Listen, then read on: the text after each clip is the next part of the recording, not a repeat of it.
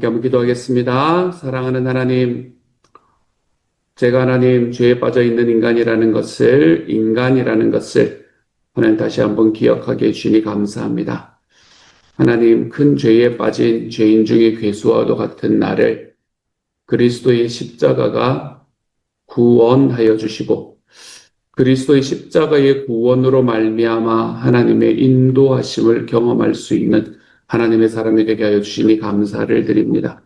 주님, 이 시간 하나님께서 은혜도 더하여 주시고 능력도 더하여 주십시오.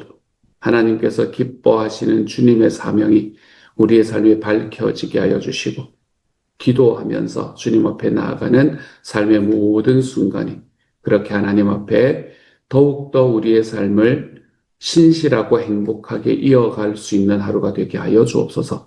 예수님 이름으로 기도합니다. 아멘. 시편 78편 40절부터 55절 말씀 함께 읽읍시다. 시편 78편 40절부터 55절까지의 말씀입니다. 우리 같은 목소리 함께 읽습니다. 시작.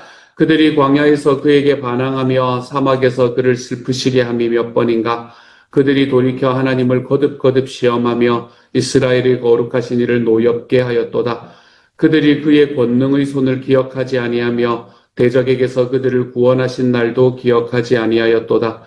그때에 하나님의 애굽에서 그의 표적들을 소환들에서 그의 징조들을 나타내사 그들의 강과 시내를 피로 변하여 그들로 마실 수 없게 하시며 쇠파리 떼를 그들에게 보내어 그들을 물게 하시고 개구리를 보내어 해하게 하셨으며 그들의 토산물을 황충에게 주셨고 그들이 수고한 것을 메뚜기에게 주셨으며 그들의 포도나무를 우박으로 그들의 뽕나무를 서리로 죽이셨으며 그들의 가축을 우박에 그들의 양떼를 번갯불에 넘기셨으며 그의 맹렬한 노여움과 진노와 분노와 고난 곧 재앙의 천사들을 그들에게 내려보내셨으며 그는 진노로 길을 닦으사 그들의 목숨이 죽임을 면하지 못하게 하시고 그들의 생명을 전염병에 붙이셨으며 애굽에서 모든 장자 곧 함의 장막에 있는 그들의 기력의 처음 것을 치셨으나 그가 자기 백성은 양같이 인도하여 내시고 광야에서 양떼같이 지도하셨도다.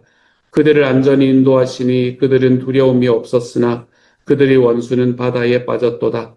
그들을 그의 성소의 영역 곧 그의 오른손으로 만드신 산으로 인도하시고 또 나라를 그들의 앞에서 쫓아내시며 줄을 쳐서 그들의 소유를 분배하시고 이스라엘의 지파들이 그들의 장막에 살게 하셨도다.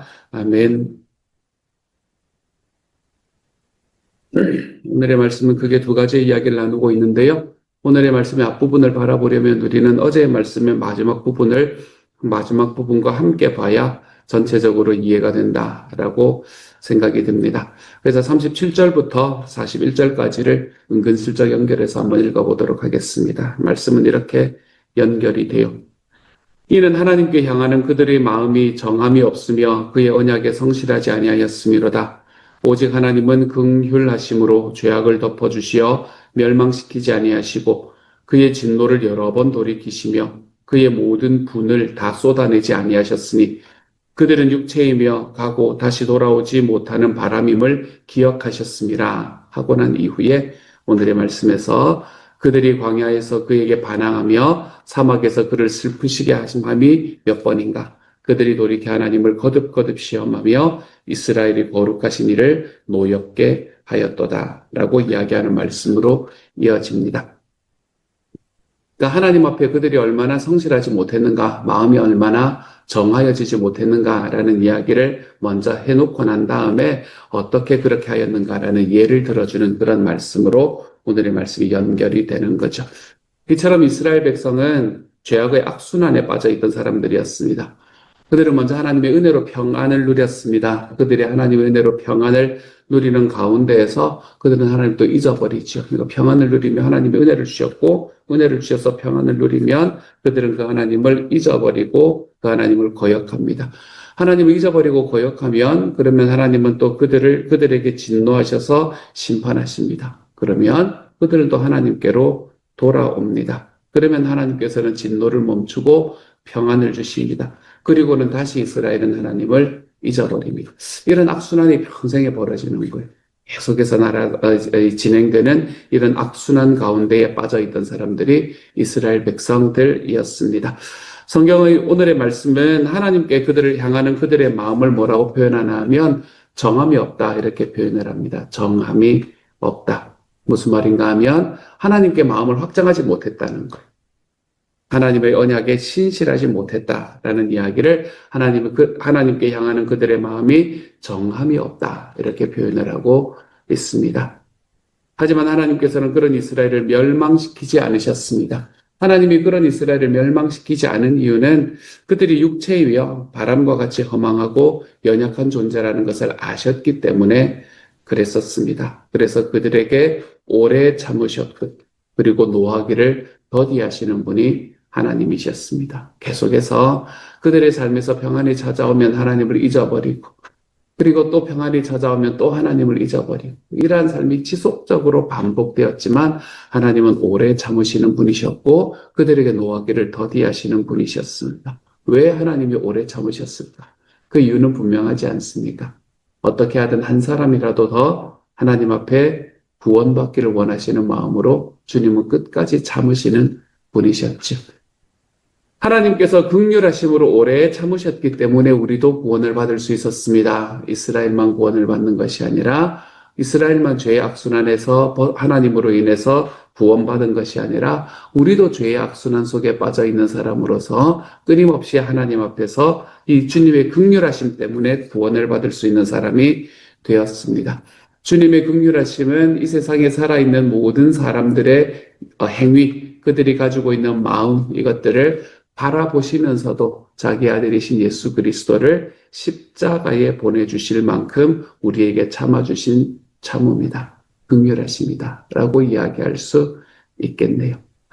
여전히 하나님께 신실하지 못한 우리의 삶이 있습니다. 우리의 삶은 여전히 하나님 앞에 신실하지 못하기 때문에 하나님은 그런 우리를 보면서 대단히 안타까워 하십니다.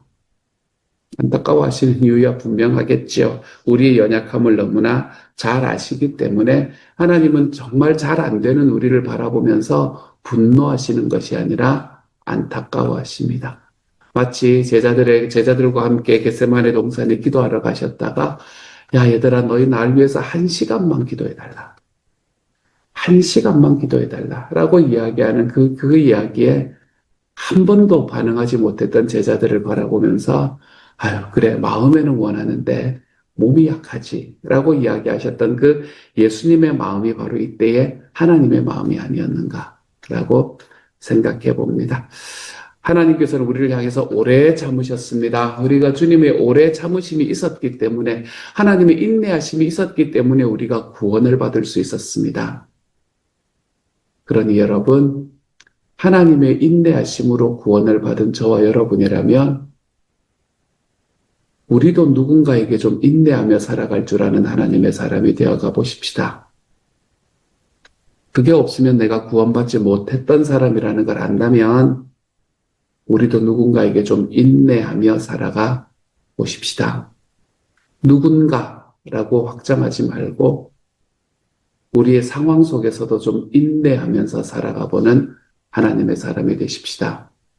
주님의 인내가 아니었으면 우리가 구원받지 못했을 거라는 확신이 있다면 예수 그리스도께서 십자가의 참으심이 나를 하나님의 구원으로 이루는 통로가 되었다는 걸 안다면 사랑하는 여러분, 내가 처해 있는 상황 속에서의 인내, 나와 함께하고 있는 사람들을 향한 인내, 오래 참음, 긍휼함, 내가 차마 용서까지는 못한다고 하더라도 내가 차마 내 마음속에 머리에 꽃을 꽂아야 될 때가 있기는 하겠지만 내가 그렇게는 못하겠다 하더라도 최소한 하나님 앞에서 내가 복수하지는 않겠노라 라는 정도의 마음 정도는 우리가 가지고 살아가는 하나님의 사람이 되었으면 좋겠습니다. 우리 삶의 어려운 상황들을 인내하는 것, 우리의 삶에 있는 주위의 사람들을 인내하는 삶, 내가 참아야 되기 때문에 참는 것이 아니고 주님이 나를 인내하지 않으셨으면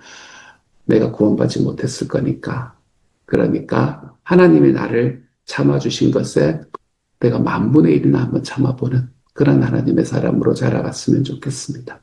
또한 기억하십시오, 여러분. 우리의 삶에서 하나님께서 인내를 주시는 인내를 해야 되는 상황을 주시는 이유는 우리가 그것을 통해서 스트레스를 내 삶에서 버텨내는 걸 통해서 우리의 믿음의 근육이 자라기 때문이라는 사실을 기억하시기를 바랍니다.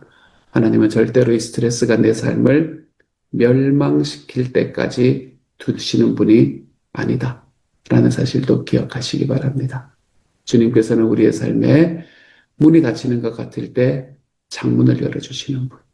주님께서는 내 삶의 스트레스가 나를 짜부시킬 것 같은 그 순간에 나에게 피할 길을 열어주실. 하나님께서 우리에게 그런 하나님이심을 믿으면서 주님이 나에게 주시는 상황들 속에서, 나에게 주시는 사람들 속에서 하나님이 나를 인내하셨다. 나도 좀 인내하며 살아가보는 오늘 하루가 되어가실 수 있기를 우리 주님 이름으로 축복하고 소원합니다. 오늘의 말씀의 후반부에서는 43절부터 시작을 해서는 쭉 무슨 이야기가 나오나 하면 이집트에 내리신 하나님의 재앙의 이야기가 나옵니다.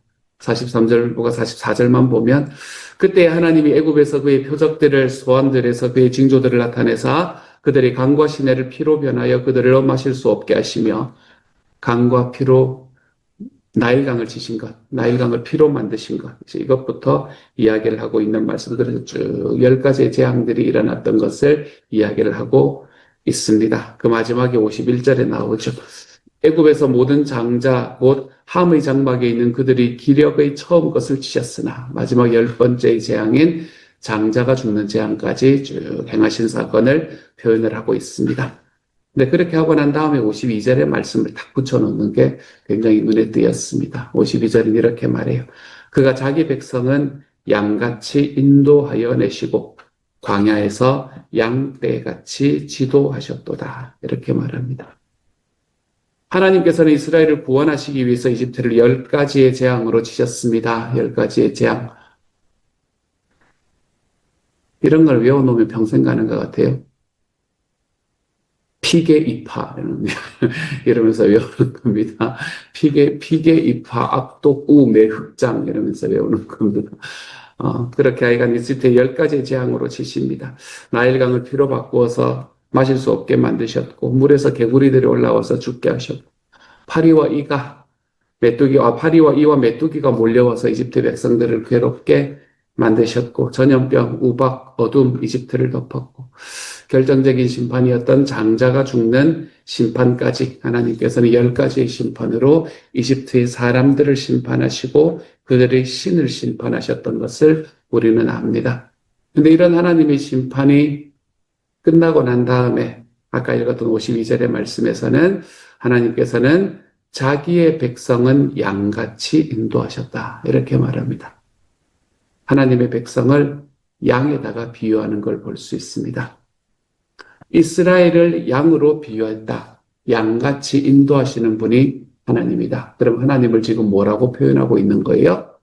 하나님은 목자다. 하나님은 선한 목자다. 라고 표현하고 있는 겁니다. 선한 목자로서 하나님께서는 이집트 백성들이 재앙을 당할 때에 이스라엘 지역은 구별하여서 그들의 지역에는 재앙이 내리지 않도록 하셨던 일들이 있었습니다. 특별히 장자의 죽음에는 좀 특별한 일들이 많이 일어났었지요. 유월절 어린 양의 피로 그들의 장자는 죽지 않도록 만들어주신 것이 하나님의 인도하심이었습니다. 죽음 당할 수밖에 없는 상황 속에서 그들을 죽음에서 구원해 주셨던 것, 그것이 하나님의 인도하심이었습니다. 그들이 광야를 지나는 과정 속에서 하나님께서는 여전히 그들을 인도해 주셨습니다.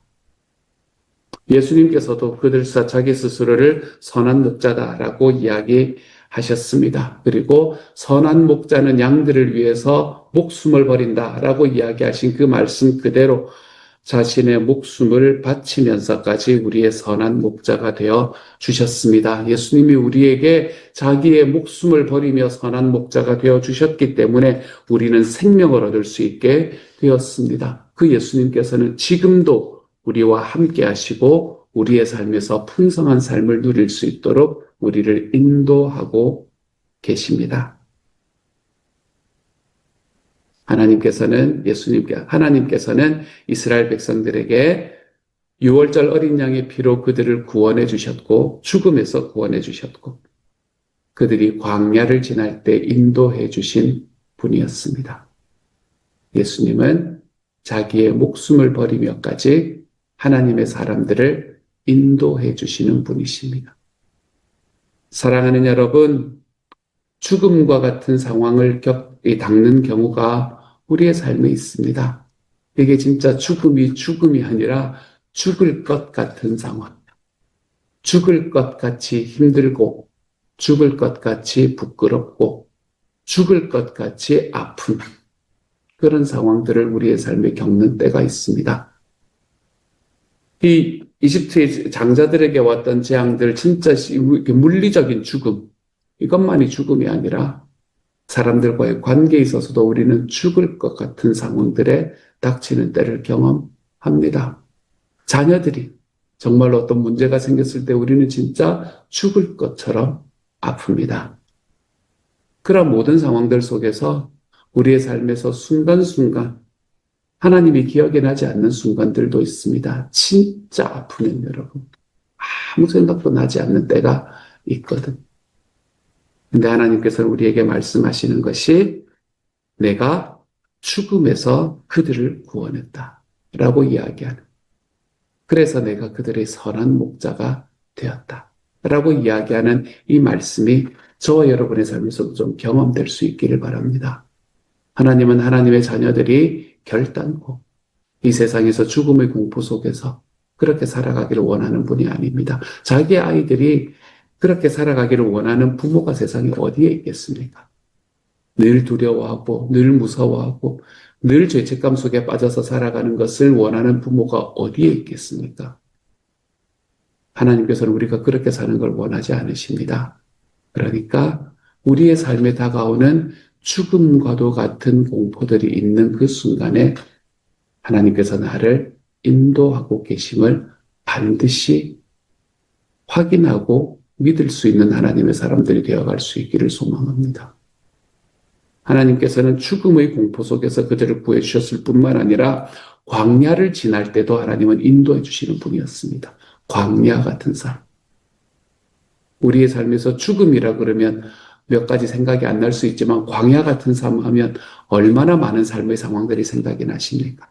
어렵고 아프고 내 삶에 울퉁불퉁해 보이는 삶들. 그런 삶들이 다 광야 같은 삶이 아닙니까? 목마른데 목을 축일 물이 없는 것 같은 그런 상황들, 주변에서 아무런 도움도 나에게 찾아오지 않는 것 같은, 그래서 결국 인생은 혼자 사는 거지라고 이야기하는 소위 시쳇말들, 세상의 가치관을 나의 가치관으로 받아들여야만 하는 것 같은 그런 삶의 상황들, 그런 상황들 속에서 하나님께서 여전히 나를 인도하고 계신다. 광야에서 이스라엘을 인도하시는 인도자가 되셨던 것처럼 주님께서는 여전히 나를 인도하시는 선한 목자가 되어주신다. 이 사실이 우리의 삶에 기억나는 오늘 하루가 될 수 있기를 우리 주님 이름으로 소망합니다. 하나님께서는 저와 여러분의 선한 목자가 되어주십니다. 우리는 그분의 양떼가 되고 있는 거지요. 그러니 양들이 가지고 있는 어리석음으로 빠져들어가지 않는 오늘 하루가 되기를 소망합니다. 우리의 삶 속에서 내가 사람을 만나고 내가 내 삶을 살아가는, 내가 누군가와 대화하고 내가 누군가와 말하는 그 모든 상황 속에서 사랑하는 여러분, 우리가 주님을 어떻게 보여줄 수 있을 것인가, 이런 것에 집중하며 살아가 볼 수 있기를 소망합니다. 교회 안에, 교회당 안에, 이 울타리 안에 있는 사람들을 만날 때도 내가 이 이야기들을 통해서 나는 주님을 전하는 삶을 살고 있는가, 이런 걸 좀 질문해 보시기를 소망합니다. 하나님께서 우리의 인도자 되어주시고 주님께서 나의 선한 목자가 되어주시고 우리는 양떼가 되기 때문에 주님의 양떼로서 어리석음으로 빠져가는 것이 아니라 주인의 일을 잘 감당하며 살아가보는 하나님의 사람이 되십시다. 나를 인도하시는 주님이 계시기 때문에, 나의 삶의 광야와 같은 상황 속에서 나를 벗어나게 만드시는 주님이 계시기 때문에, 내 삶을 광야에서 벗어나게 만드는 것은 주님께 좀 맡겨드리고 나는 그 주인이 주시는 사명을 감당하며 살아가기에 부족함이 없는 하나님의 사람. 우리가 늘 이야기하지만 나는 주님의 사명을 감당하고 주님은 나의 필요를 채우는 이 삶의 선순환이 주님 앞에서 일어나는 오늘 하루가 되어 가시기를 우리 주님의 이름으로 축복합니다. 같이 한번 기도합시다. 사랑하는 하나님 감사합니다. 이스라엘의 선한 목자가 되어주신 하나님. 하나님께서 우리의 선한 목자가 되어주셔서 감사합니다. 우리는 양떼입니다. 자기 고집대로 어리석게 가고 싶은 대로 하고 싶은 대로 주인의 이야기는 저 멀리 던져버리고 거기를 향해서 지금도 달려가는 하나님 그런 양떼입니다. 하지만 주님의 지팡이와 막대기가 우리를 인도하실 때에 우리가 당신의 뒤를 따라갈 수 있음을 또한 믿습니다. 그러니 오늘 하루 살아가며 내 삶 속에서 죽음과 같은 상황, 광야와 같은 상황을 경험할 때에 여기서도 하나님이 나를 인도하시고 계시는 선한 목자가 되어주시는구나. 주님 그 삶의 경험들이 일어날 수 있도록 주여 도와주옵소서.